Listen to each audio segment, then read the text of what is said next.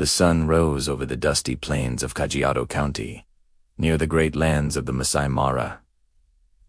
Young Olerai walked barefoot, his red shuka faded and torn. His ribs showed through his thin chest, and his sandals were made from old tire rubber. The villagers whispered whenever he passed, "There goes the drunkard's son."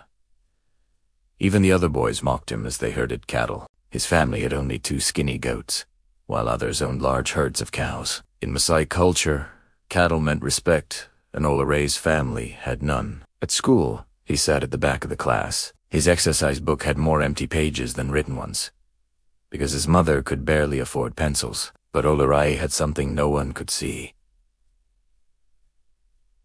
a burning determination. Years earlier, Olerai's father had staggered home from the market, drunk from cheap illicit brew. That night, he tried crossing the flooded river after heavy rains.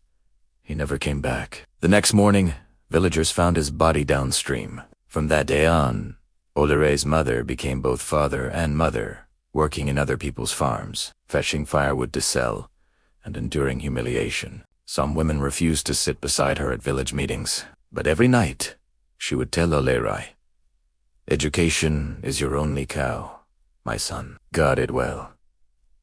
Olerai was almost finishing primary school when the head teacher called him to the office. On the desk lay a letter stamped with a foreign logo. The foundation had noticed his excellent performance in national exams. He had qualified for a scholarship to study in the United States. Olerai had never even been to Nairobi, let alone abroad. The villagers were shocked. The drunkard's son? Impossible. But it was true. A few months later, for the first time in his life, Olerai boarded a plane at Jomo Kenyatta International Airport.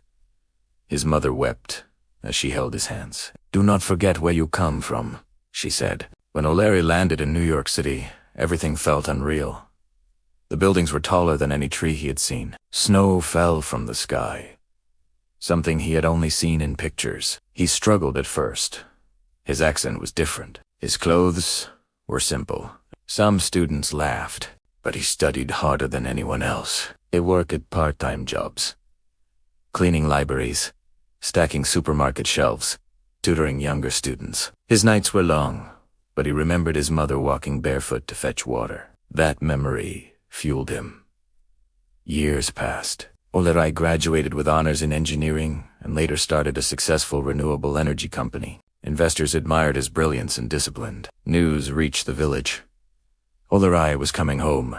The same villagers who once mocked him now gathered at the airstrip. They watched expensive SUVs drive in. Out stepped Olerai, confident, well-dressed, but humble. He greeted the elders respectfully, and then, before everyone's eyes, construction began on a beautiful bungalow for his mother, painted cream with a red roof, standing proudly where their mud hut once stood. At the housewarming ceremony, the villagers sat quietly. They remembered how they had treated his mother, the whispers, the laughter, the isolation. Now she wore dignity like a crown. Olerai stood before them and said, "Poverty is not a curse.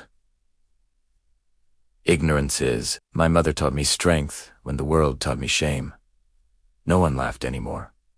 Olerai didn't just build a house. He built a small school library, a clean water borehole, and scholarships for other poor children. And as the sun set over the plains, his mother sat on the veranda of her new bungalow, smiling. The boy who was once looked down upon had risen higher than anyone imagined, and in the quiet wind of the savannah, it felt as though even the land itself respected him.